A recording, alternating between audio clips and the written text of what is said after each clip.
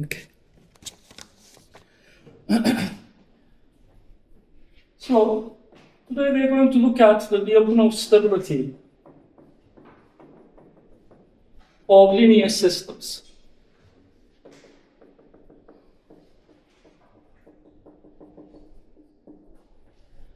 So in the previous lecture, we saw three types of Lyapunov stability. So remember, this is the stability of equilibrium points. So we have a system, an autonomous system that is looking like x star is equal to f of x.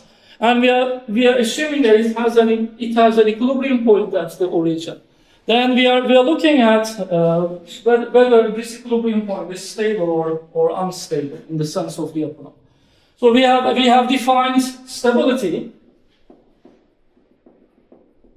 asymptotic stability, and global asymptotic stability.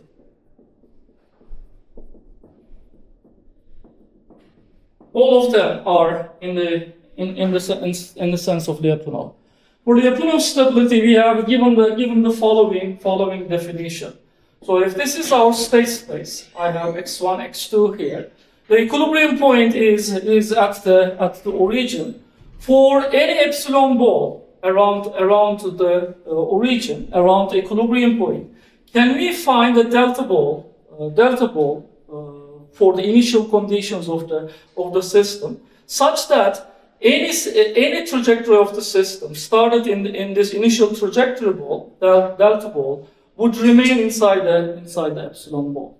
Okay, so we made this type of definition for the stability. So for all epsilon, there exists delta. For all epsilon larger than 0, there exists delta larger than 0. Such that if x of t, if x of 0 is inside the delta ball, then the whole x of t is inside the epsilon ball. Okay, for all t. This was the definition of Lyapunov stability of an equilibrium point. If for all epsilons we could find a delta ball for the initial conditions, such that initial conditions being inside this delta ball would imply that the whole trajectory is inside the epsilon ball for all time, then we would call actually that equilibrium point a stable equilibrium point in the sense of Lyapunov. What does this mean? This means that the trajectories are never diverging away from the equilibrium point. If I want to bound the trajectories around the equilibrium point, it is sufficient for me to make the initial condition ball smaller. By making the initial condition ball smaller, I could actually bound the trajectories anywhere in any epsilon ball that I like. That is the definition of Lyapunov stability for an equilibrium point. And it means non-divergence of the trajectories around an equilibrium point intuitively. So this was the definition of stability. For definition of asymptotic stability, we added this condition and another condition, and that condition was the following: there exists a delta ball for the initial conditions, such that if the initial conditions are inside the delta ball, then x of t would converge to 0, to the equilibrium point. This is the definition of the asymptotic stability. We need stability first, and then for asymptotic stability, there needs to exist a delta ball around the origin, such that if I start the system inside this delta ball, then the trajectories would converge to the equilibrium point. So stability means non-divergence, and asymptotic stability intuitively means convergence to the equilibrium point. And it is sufficient that we find only a single delta ball around the origin, which would result in the convergence of the trajectories to the equilibrium point. Remember, this is called local asymptotic stability. So I can actually call the standard asymptotic stability as local asymptotic stability, because it is sufficient that we find only a single delta ball around the origin, which would result in convergence here. The convergence does not have to be globally. So I can start the system somewhere other than this delta ball, and the trajectories might converge somewhere else. Okay, so that is why the standard asymptotic stability is a form of local asymptotic stability. And finally, we have defined global asymptotic stability, and the condition for that is the following: x of t would go to 0 for all initial conditions in Rn. Okay, so this was the condition for the global asymptotic stability. So we need stability, and we need to have a convergence to the equilibrium point for any initial condition in the state space. Not only in a delta ball, we need convergence everywhere. Okay. So here, when we go into the linear systems, we will see actually that we can actually deal with much more basic definitions of stability. A linear autonomous system can be shown as x dot is equal to ax. Okay, and then we could actually look at the solutions of the system for some initial conditions. Let us say that the initial condition is the x0 vector. Okay, we are looking at the equilibrium point of the system around the origin. Okay, we know that such a system would always have an equilibrium point at the origin. Okay. So now let us try to look at the solution of this system. What are the trajectories looking like? So here, I'm going to take the Laplace transformation of this equation. It's going to be s times x of s minus x0, which is the initial state, is equal to a times x of s. Okay? So I have s identity minus a times x of s. And this initial condition can be written as the vector x0 here. And now I can write x of s is equal to si minus a inverse times the initial condition. So here we see something interesting. So obviously the system does not have any input. So since this is a linear system, the response would scale with initial condition x0. If I increase the initial condition to twice its value, then the response is going to be scaled in the same manner. Or if I multiply the initial condition by 1/5, the whole response is going to be scaled by 1/5. Okay. So here now if I go to the definition of stability in this case for a linear system. So suppose that I start with an epsilon ball. Okay, I want to fit the trajectories of this system into this epsilon ball. Let us say that for a linear system. Okay, suppose that I try the delta ball for the set of initial conditions. Let us say that this is my delta ball, and suppose that for that delta ball I have found some initial conditions such that the response gets outside the epsilon ball.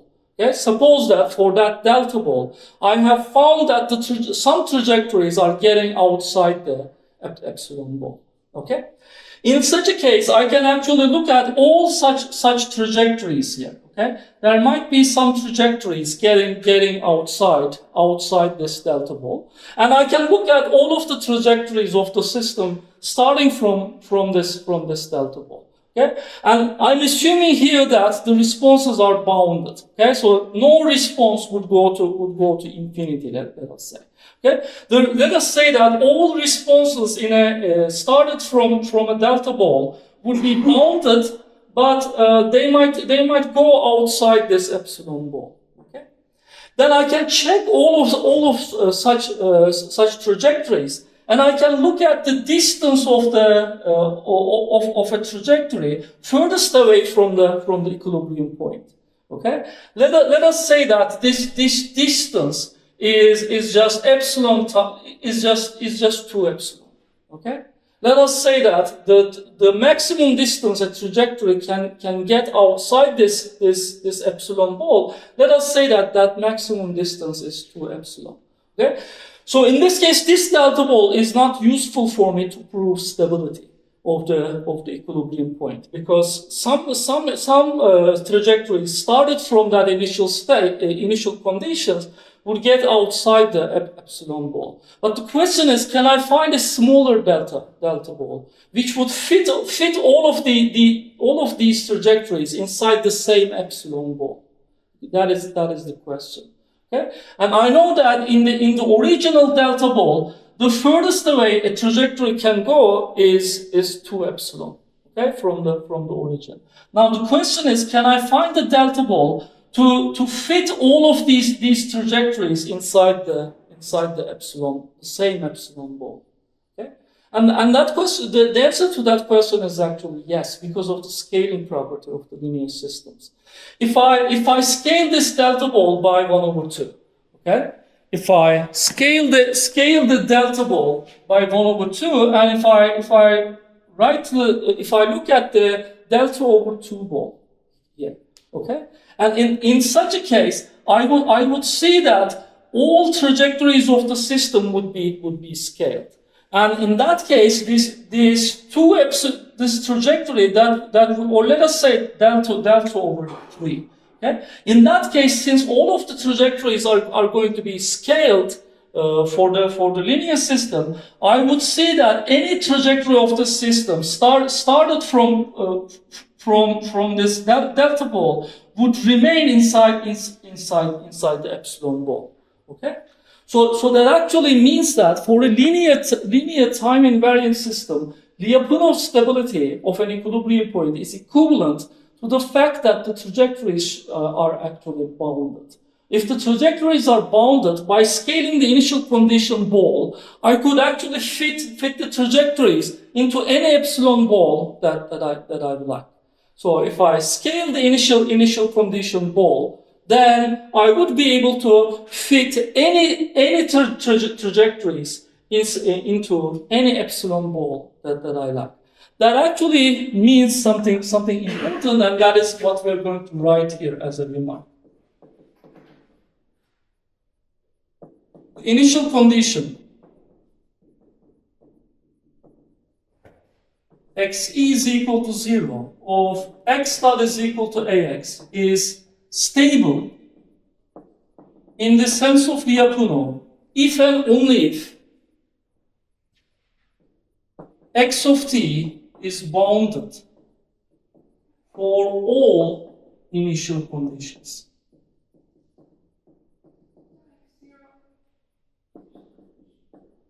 Sorry?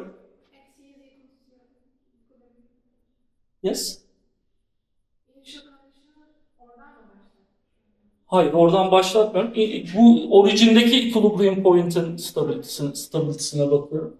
Bütün x of t'lerin bounded olmasını istiyorum. Bütün initial condition'lar. Burada initial condition yazmam lazım. Equilibrium point. Yes. The equilibrium point xe is equal to 0 of x dot is equal to ax is stable in the sense of Lyapunov if and only if x of t is bounded for all initial conditions x0 in R. Okay? For any initial condition of the system, if I get a bounded x of t from the linear time invariant system, then this is actually going to mean stability for us. How can I think about global asymptotic stability then? Stability comes with just the boundedness of the initial conditions. Then asymptotic stability is going to be equivalent to the fact that the equilibrium point xe is equal to 0 or x dot is equal to ax is asymptotically stable in the sense of Lyapunov if and only if x of t is bounded for all initial conditions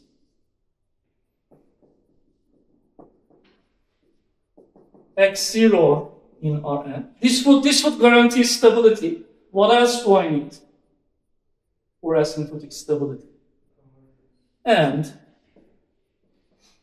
x of t would converge to 0 for all initial conditions.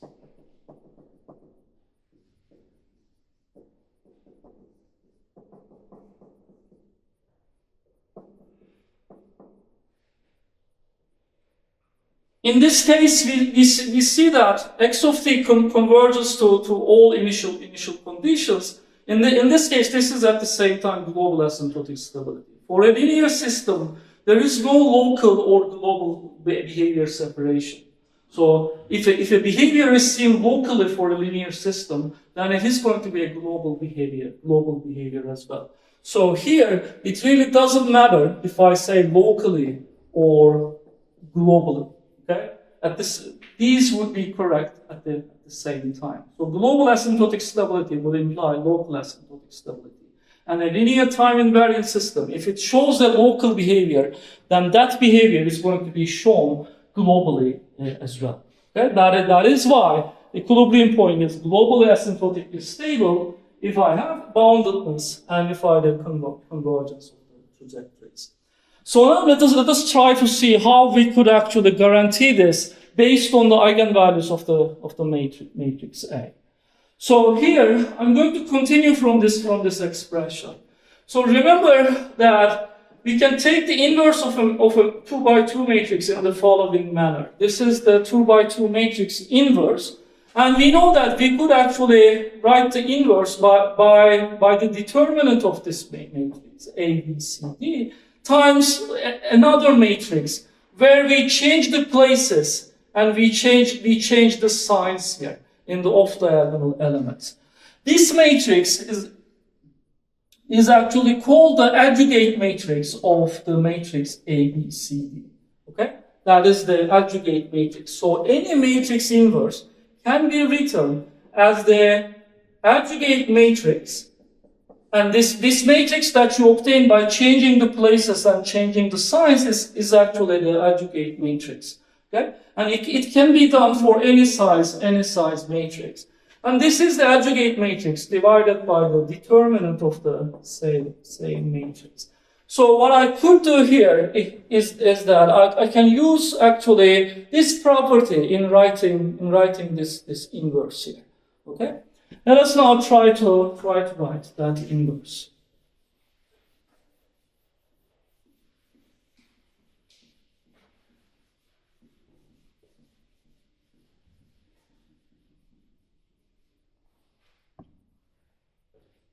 So I could actually write the following. X of s is equal to aggregate of si minus a divided by determinant of si minus a times the initial condition x0. Now this is a vector. In the numerator, I have a vector dependent on s, and in the denominator, I have a scalar in terms of s. Okay? We see that this determinant si minus a is nothing but the characteristic polynomial of the matrix. So what I know here is that in the solution, in the Laplace domain, the solution x of t is going to have in the denominator the characteristic polynomial of the matrix A. Okay? What type of terms can be in the characteristic polynomial? This is the characteristic polynomial. So let us try to look at what type of terms we can have in the denominator. In the numerator, I can have some terms, some vector terms, depending on the initial condition. And in the denominator, I could have, for example, a real eigenvalue, which is sigma 1. Okay?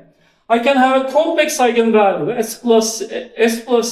I can actually write here, s minus sigma 2 squared plus omega 2 squared. This is a complex eigenvalue, and I know that the real or complex eigenvalues can be repeated as well. Okay? So I can here have a repeated eigenvalue, real eigenvalue, s minus sigma 3 squared, and I can have a repeated complex eigenvalue, s minus sigma 4 squared plus omega 4 squared. Okay? And the repetition can be continued to higher powers. I can actually have these type of eigenvalues. Obviously, for some cases, some of these terms might be missing, but this is nothing in the denominator. I have nothing but the characteristic polynomial, si minus a. So I could actually apply, in order to be able to take the inverse Laplace transformation here, I could actually apply a partial fraction expansion to all of these terms. And then we know what these terms are going to bring to us in the response x of t. Okay? So let us now try to write response terms coming from each of these denominator terms in the response in time domain.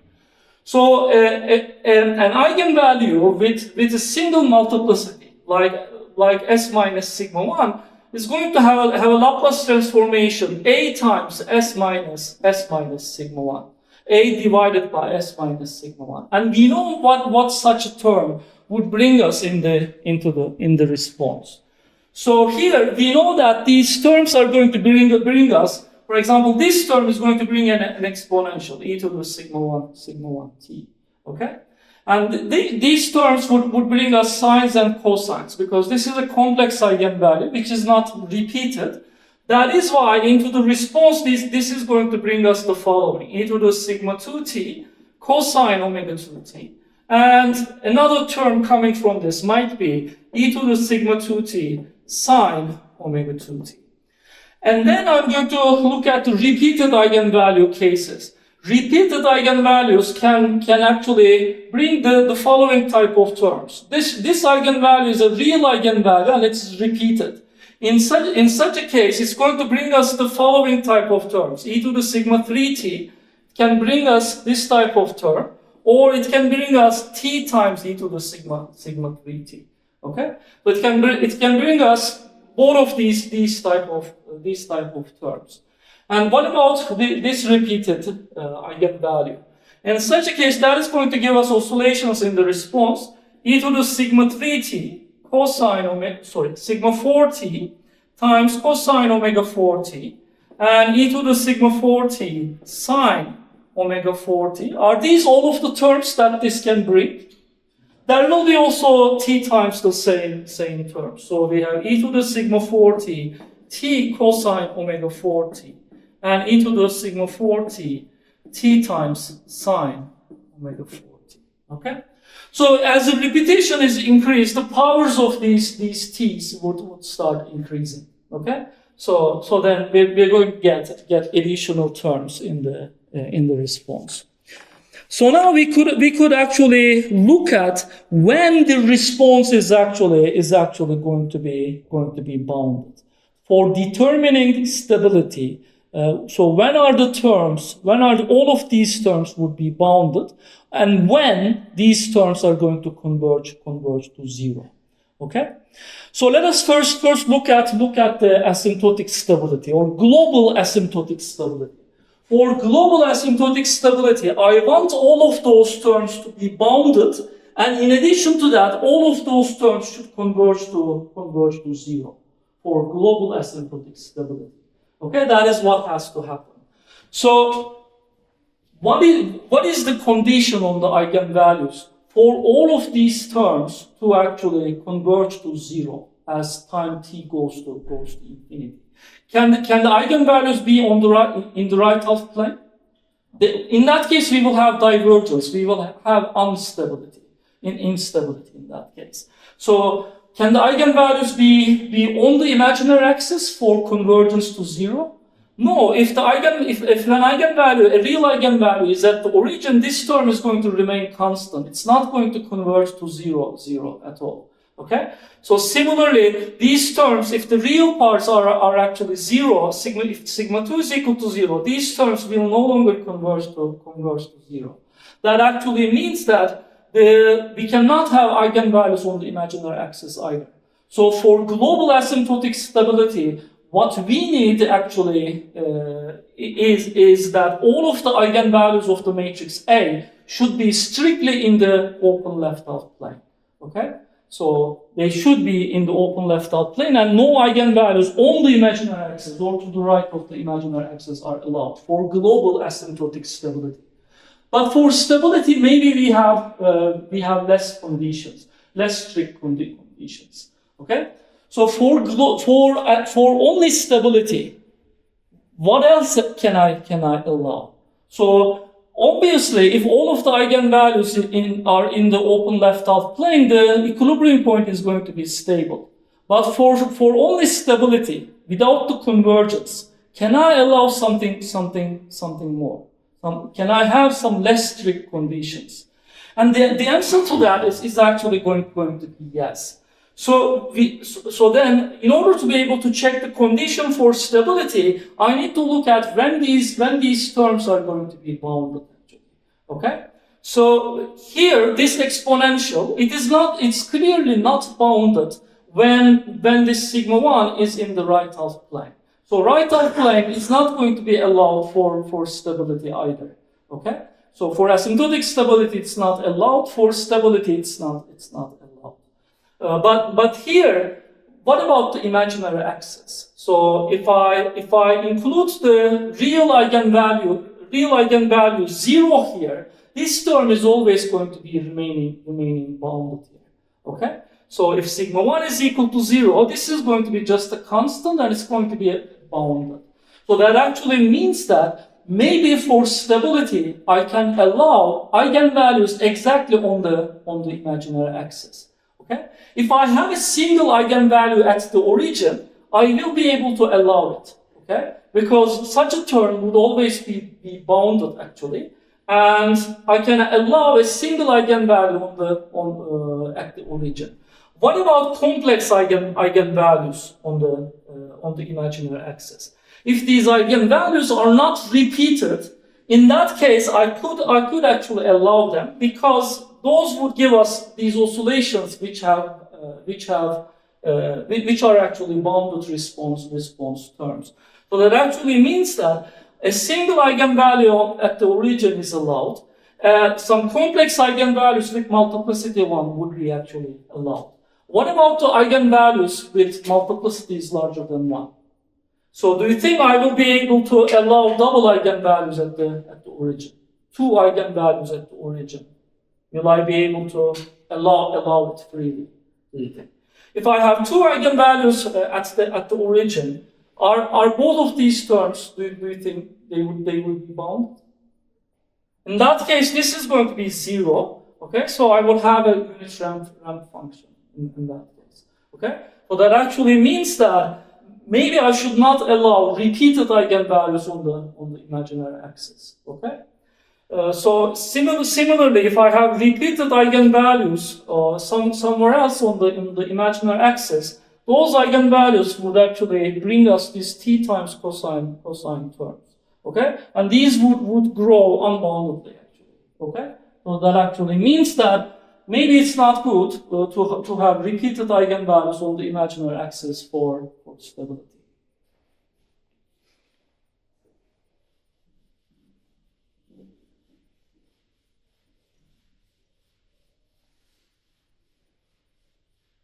So now we could actually write our main theorem for the upper node stability of linear systems.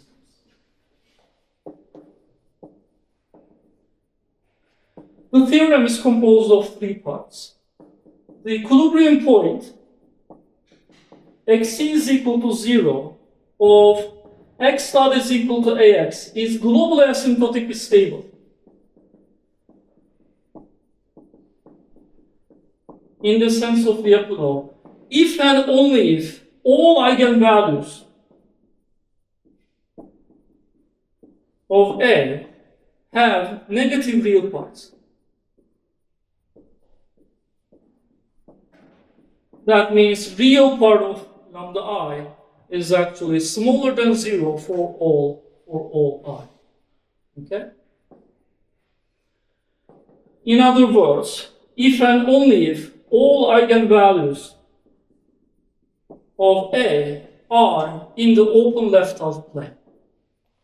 This is global asymptotic stability of the equilibrium point of the system at the origin. This is the first part of the theorem, and it is as you see, it's an if and only if. Okay, so global asymptotic stability if and only if real parts of lambda I are strictly smaller than 0 for all I.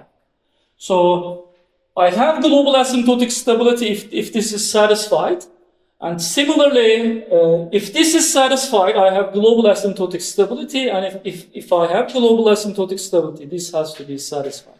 So this actually means at the same time, if this is not satisfied, the equilibrium point will not be globally asymptotically stable either.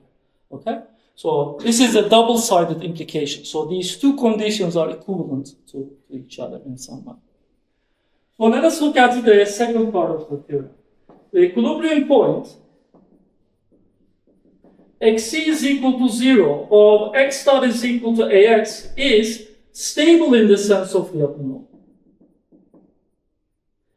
If this is going to be an if statement only, okay, because the reverse is not going to be correct unfortunately. The reverse implication would not be correct in this case. That is why I'm giving this as an if statement only.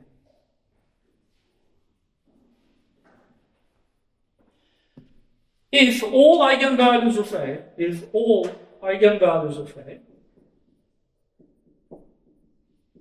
A, are in the open left half plane, except for some eigenvalues on the imaginary axis with multiplicity 1.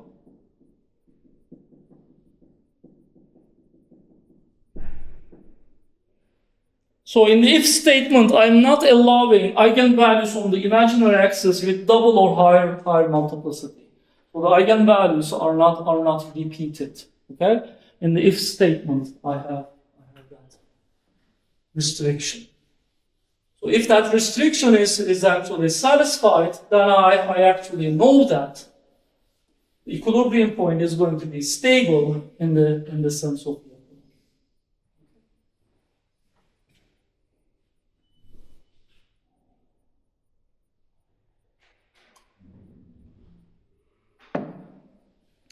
So the third part of the theorem is the following.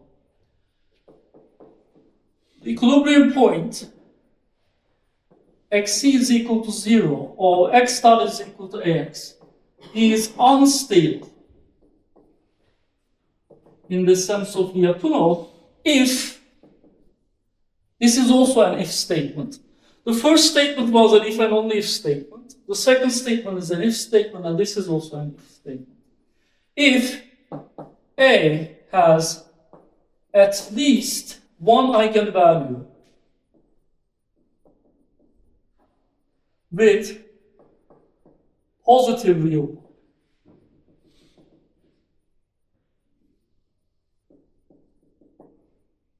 meaning that real of lambda I is strictly larger than 0.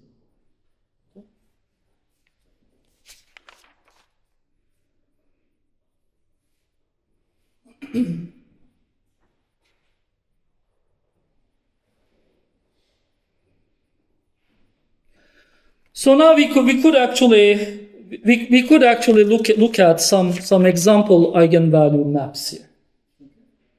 So eigenvalue maps are like pole zero maps in the transfer functions. Okay, so I can for example give you the following case. If I have eigenvalues here, and here.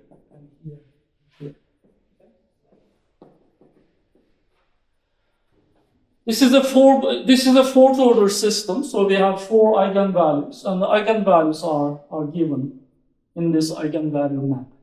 Okay? So do you think that the system is stable in the sense of Lyapunov, asymptotically stable in the sense of Lyapunov, etc.? Okay? So do we have stability in this case? In this case, yes, because all of the eigenvalues are in the open left half plane except for some with multiplicity 1 on the imaginary axis. So we have stable in the sense of Lyapunov. So the equilibrium point is stable in the sense of Lyapunov. What about asymptotic stability?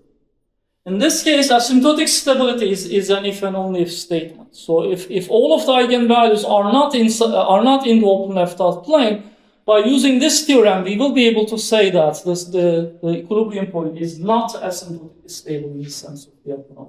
So we have not asymptotically stable in the sense of.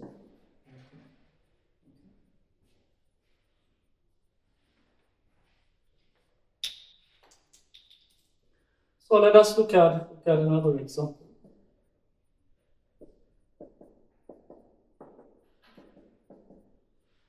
What can you say for the stability of the equilibrium point at the origin? In this case, we can use the third part of the theorem. We have eigenvalues on the right half plane, and that actually means that the equilibrium point is unstable in the sense of.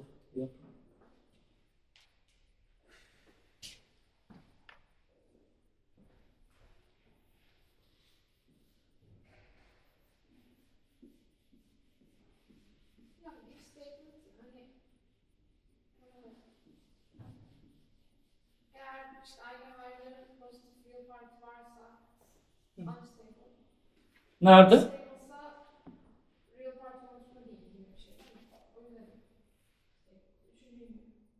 Üçüncü statement şöyle diyor.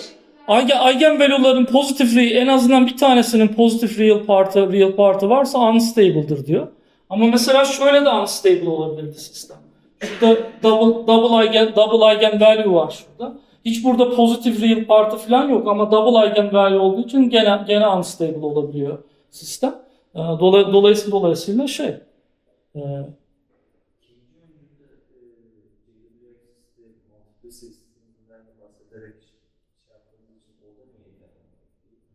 orada if and only if değil şu yüzden.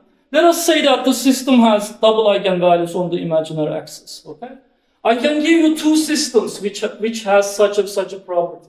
Okay, x dot is equal to 0, 0, 1, 0. Okay, what are the characteristic polynomials? D of s is equal to s squared for this one. E of s is equal to s squared for this one. Eigenvalues are the same for both of these two matrices. Okay. So now I can look at the. So do you think the equilibrium point at the origin for this system is stable? Okay.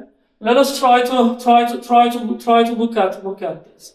As I minus a inverse times the initial space. Okay. This is my x of s. Okay. And here Si minus a is this matrix S 0, 0. I have inverse times the initial condition. Let us write the adjugate matrix.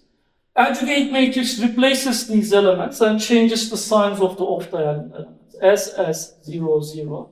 The adjugate matrix is the matrix itself. And determinant of this matrix is S squared. Okay? Times x0 here. Alright?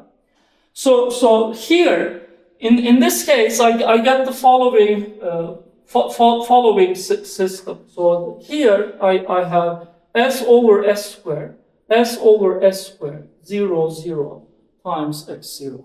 Okay? And this is going to give me 1 over S, 0, 0 times initial condition. Okay? Let us look at this case. In this case, I have exactly the same eigenvalues. Okay? And in this case, Si minus a is the following matrix. It is S minus 1, 0. Okay? Let us write the inverse of this matrix. In this case, I have x of s is going to be, the inverse of this matrix is going to be change the places, change the signs, 1, 0 over s squared times x0. Okay? And when I look at the response in this case, it is going to be s over s squared, 1 over s squared, 0 times x0. Okay?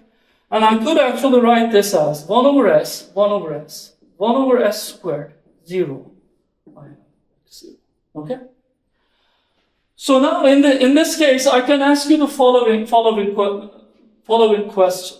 So if I look at the first system, okay? If I look at the first system, if I look at the initial conditions, I could actually write this as x01, x02.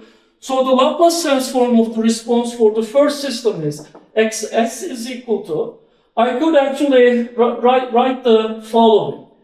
1, 0 times x0, 1 times 1 over s. Okay? Plus 0, 1 times x0, 2 times 1 over s. Okay?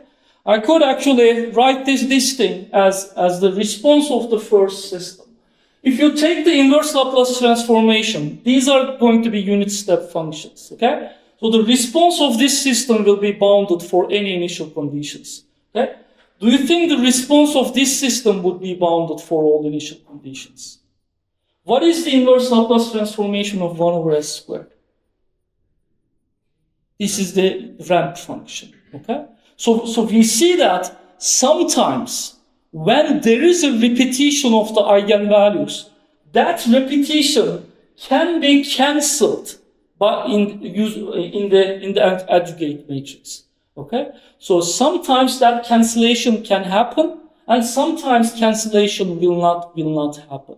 So that is why when there exists repeated eigenvalues, I cannot immediately conclude instability, unfortunately. The system can still be stable if there is repetition, okay? And in general, whether the system is stable or not cannot be determined by the characteristic polynomial of this matrix in such a case.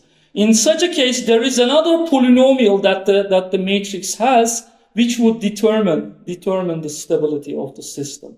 And in that case, the characteristic polynomial does not determine the stability, but instead the minimal polynomial. There exists another polynomial which is called minimal polynomial of the matrix, and that polynomial would start determining the stability of the system. A question? Is this related to the state space representation not being? No, it's not. It's not related because minimality is related to the transfer function. So this has no connection to the transfer function. Okay. So here, but this is related to the Jordan canonical form of the matrix A. If the Jordan canonical matrix for the matrix A, if it is diagonal with 0 eigenvalues here, in such a case, the system can still be stable, although it has repeated eigenvalues. But sometimes, if there are Jordan blocks in the Jordan canonical form of the matrix, if there are Jordan blocks whose size is larger than 1, in such a case, the instability can happen. So here we have if because of this condition. If I have an eigenvalue of the imaginary axis with single multiplicity, I know that there will be stability. Okay, but if the eigenvalues are repeated, sometimes I have a stable system and a stable equilibrium point, and sometimes I will not have a stable equilibrium point. So this system, the equilibrium point of this system is stable in the sense of Lyapunov, and equilibrium point of this system is unstable in the sense of Lyapunov. That is why these two statements are if. Okay? So here, sometimes when there are repeated eigenvalues, I could still have stability. Okay? That is why we have only if there. Okay? And sometimes when we have no eigenvalues in the right half plane, we could still have instability. And that is why, in this case, this is an if statement in that case. So here let us try to look at other cases. So let me say that I have eigenvalues here. So let us say that I have double eigenvalues at the origin, and let us say that I have this eigenvalue map. What can you conclude by using the theorem? If this is the eigenvalue map, double eigenvalues are at the origin, and all of the other eigenvalues are in the right half plane, what can you conclude by using the theorem? I want from you only to apply the theorem, not those facts. The only thing that you should apply here is this theorem. Okay? since I don't teach a Jordan canonical form or anything like that, those parts might be thought about being outside this course. Okay, but the theorem is inside this course. So what does the theorem tell us about this system? It doesn't tell us anything. Okay? So none of these if statements are not satisfied. That means that no conclusion using the theorem.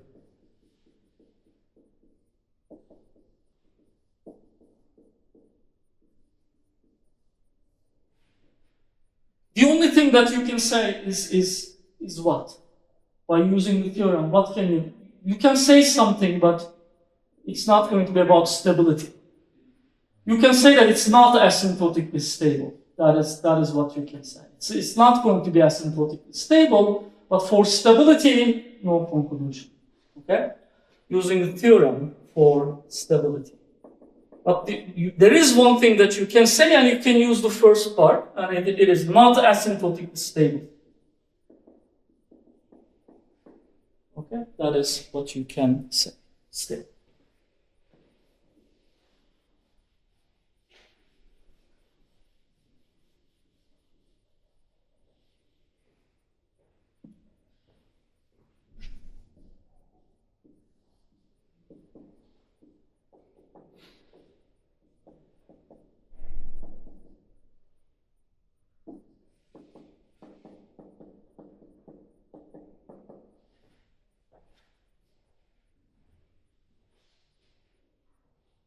This is the eigenvalue map. What is our conclusion using the theorem? Unstable.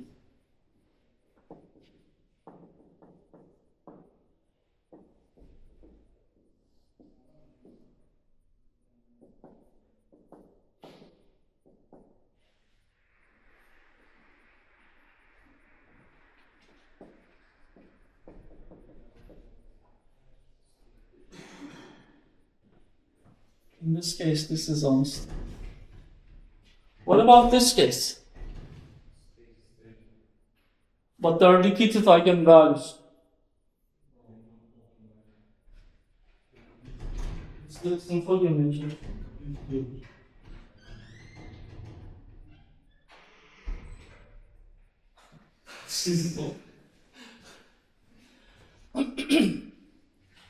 So in this case, repeated eigenvalues, why doesn't it disturb stability?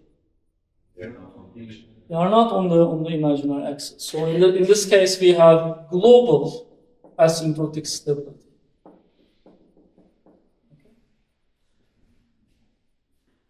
Any questions? So in this case, the theorem that I gave is not the strongest theorem. So in general, you can have an if and only if statement for stability, and that if and only if statement is going to involve some more linear algebra. For example, for an if and only if condition for stability, you would actually need to talk about the Jordan canonical form of the matrix A.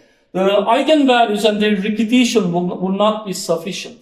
So, or maybe you have to, for example, there is another polynomial that are associated with these matrices, and these polynomials are called the minimal polynomials.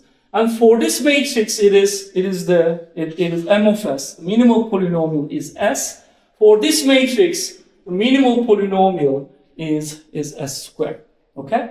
So in general, if you would like to write an if and only if statement for stability, you need to say something like this. A linear time invariant system equilibrium point is stable in the sense of Lyapunov if and only if all eigenvalues are in the open left half plane except for some on the imaginary axis with multiplicity 1 in the minimal polynomial, not the characteristic polynomial. Okay? So if you constrain multiplicity to be the multiplicity inside the minimal polynomial, then you get an if and only if statement. But these are beyond the concepts of this course. Okay? They would require more linear algebra than you are taught so far. That's all for that. Thank you very much.